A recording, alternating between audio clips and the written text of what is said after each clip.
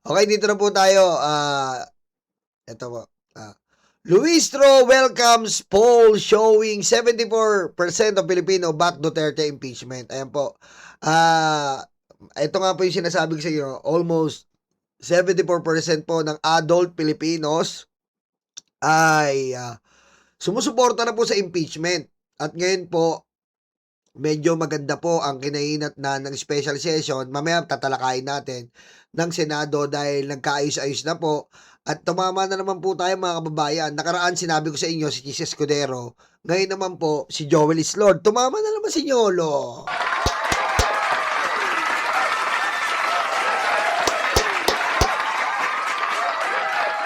At nagpapasalamat tayo sa ating itim na kuyukot na napakabisa.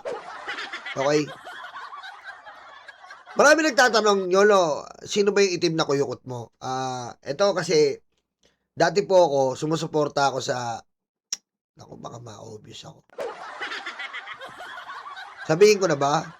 Huwag na natin sabihin, no, yung itim na kuyukot ko kasi may maririnig yung asset ko, no? Aray ko. Okay?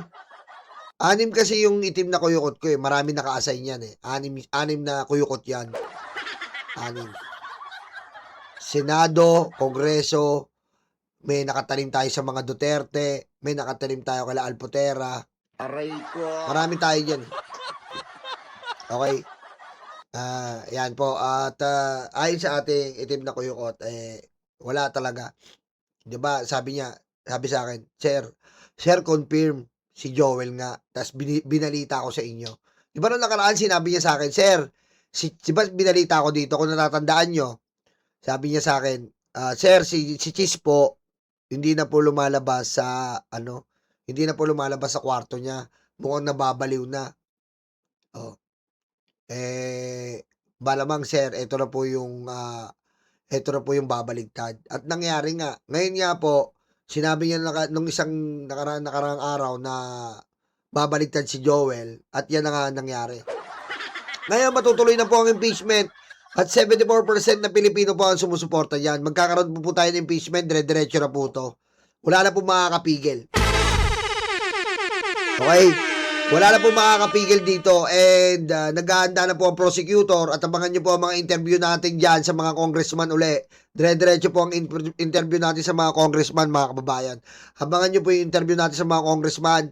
Yan po ay mangyayari po sa mga susunod na linggo.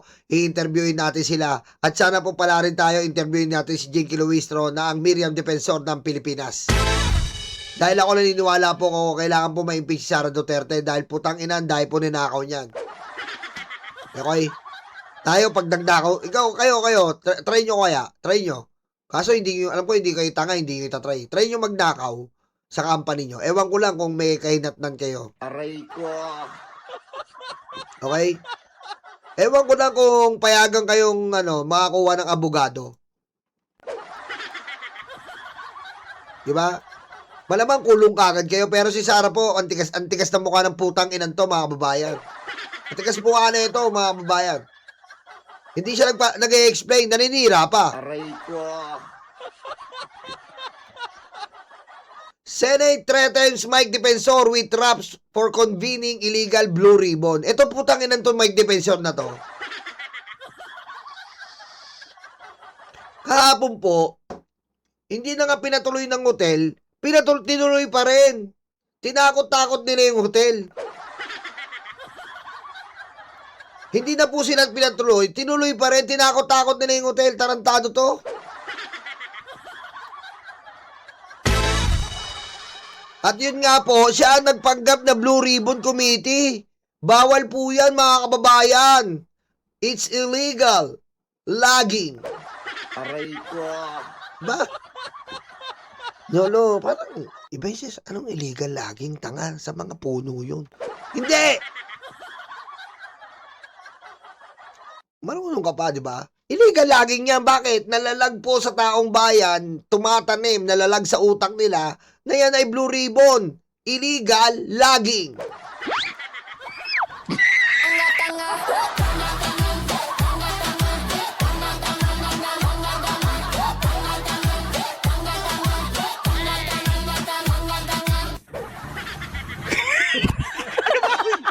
Di ba?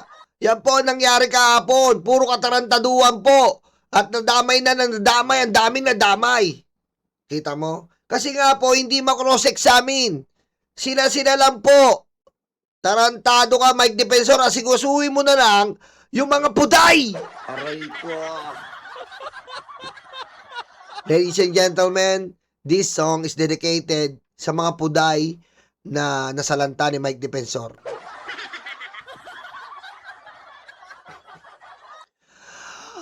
Ang mga puday na nakalaylay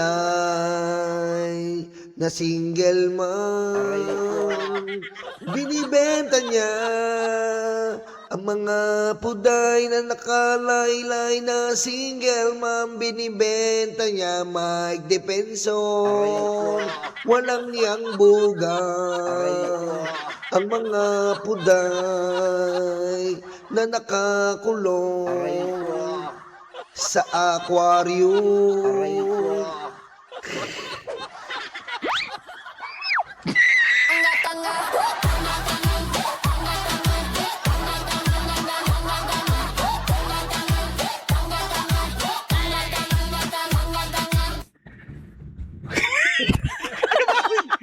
Doon ka na lang, Mike Defensor. Ibugal mo na lang yung mga single mommies.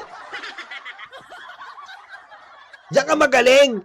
Pero hindi ka magaling sa mga 18 Marites, Cargador, Leche. May bago pa kayong 24 Leche kayo. Tanga na, parang tanga. Diba? Kaya umanda ka sa kaso. Ngayon Senate President na si Win Gatchalian.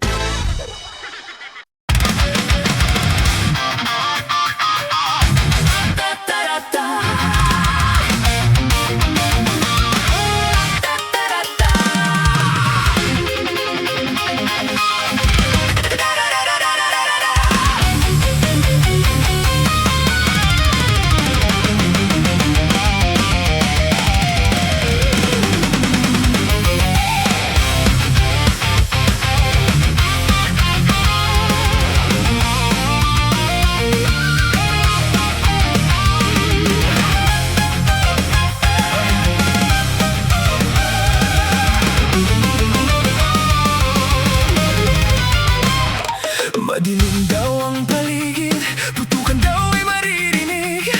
Takot sa kanilang mata, ikaw ay madadala. Huwag kang palinlang kaibigan, udas na 13 yan. Sinira nila ang Senado, sobrang ganit mga ito. Hindi nyo na maloloko mga Pilipino. Gising na gising kami sa kabobohan nyo. Di bumenta ang pelikula, pati ang drama sa sobrang